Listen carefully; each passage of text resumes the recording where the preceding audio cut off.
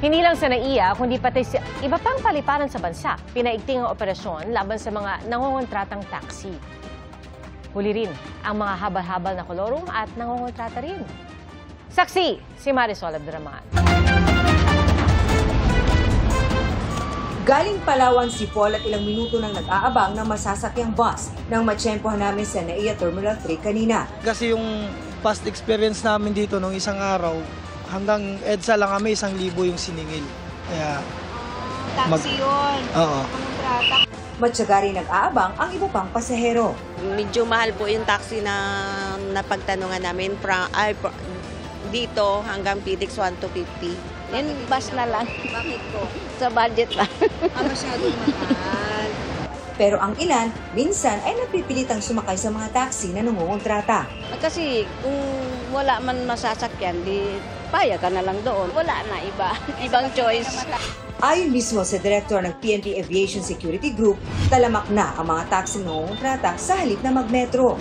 Kailangan natin ng whole of the nation approach, tulong-tulong collaboration with them para kahit papaano maibsan natin itong pamimiktiman. Kaya ang ABSI Group naglugsan ng nationwide operation laban sa mga nangungontratang taxi.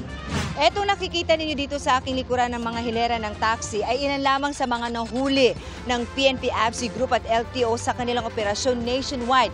Laban pa rin dito sa mga taxi driver na nangungontrata. Pinakamaraming nahuli dito sa Metro Manila.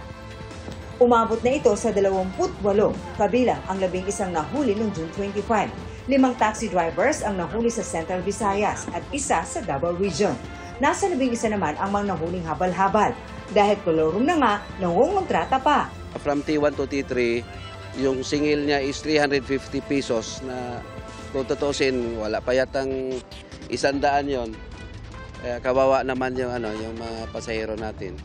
Kanina, itinon over sa LTO ang mga taxi at motorsiklo na nahuli sa operasyon. Merong sindikato talaga dito nagpapatakbo. We will look into that po, ma'am. We will submit reports as soon as obtained po kung may talagang mga tao behind this syndicate. Hinihikayat ng ABSI Group ang publiko na reklamo sa kanila ang labis-labis na paniningil ng mga driver.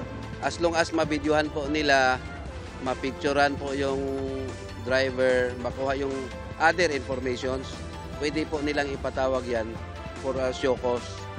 Ipinag-utos din ng Transportation Department ang paglalagay ng malalaking karatula sa NAIA para madali ma-access ng mga pasahero ang libreng interterminal shuttle. Para sa GMA Integrated News, ako si Marisol Abduraman, ang inyong saksi.